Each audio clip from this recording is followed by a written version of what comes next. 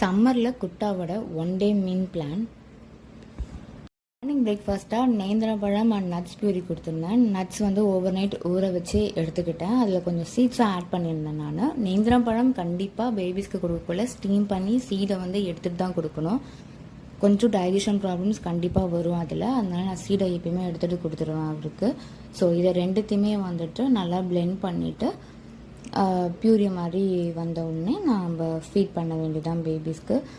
முக்கியமாக வந்துட்டு நேந்திரம் பழத்தில் நல்ல வெயிட் கெயின் கொடுக்கும். அண்ட் ரெட் பனானாவும் அப்படி தான். நான் இது வரைக்கும் இந்த 2 பனானாவும் மாற்றி மாற்றி வந்து கொடுத்துட்ருக்கேன். நல்ல வெயிட் கெயின் வந்து கொடுக்குது. லஞ்சுக்கு ரைஸ் அண்ட் மூண்டால் ரெண்டுத்தையுமே ½ அன் ஹவர் ஊற வச்சு எடுத்துக்கிட்டேன். நீங்கள் மூண்டாலுக்கு பதிலாக துவரம்பருப்பு கூட போட்டுக்கலாம். இது வந்து ஒரு கிச்சடி மாதிரி இருக்கும், செம்ம டேஸ்ட்டாக இருக்கும். இதுக்கு வெஜ்ஜஸ்க்கு வந்து நான் ஸ்வீட் பொட்டேட்டோ போட்டு மட்டர் போட்டேன்.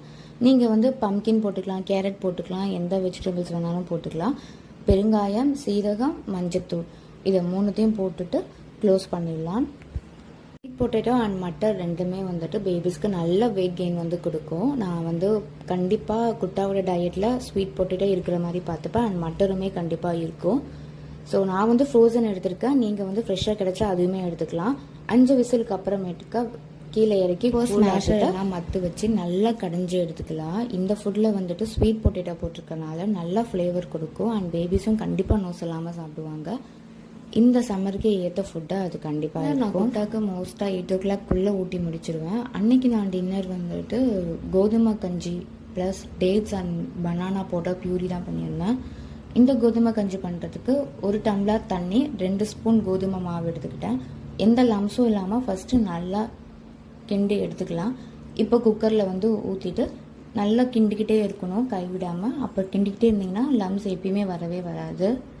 ஒரு ரெட் பனானா எடுத்துக்கிட்டேன். நார்மல் பனானா இல்லாமல் ரெட் பனானா கொடுங்க, நல்ல வெயிட் கெயின் இருக்கும் பேபிஸ்க்கு. ஒரு ரெட் பனானா கூட வந்துட்டு 2 டேட்ஸ் ஒரு 15 minutes வந்து சுடு தண்ணியில் ஊற வச்சு அதையுமே எடுத்துக்கிட்டேன். ஸ்கின்னை வந்து கண்டிப்பாக பீல் பண்ணிடணும். இப்போ இதை ரெண்டுத்தையுமே அரைச்சி எடுத்துக்கிட்டு இதோட வந்து கோதுமை கஞ்சியும் சேர்த்து மிக்ஸ் பண்ணி எடுத்துக்கலாம்.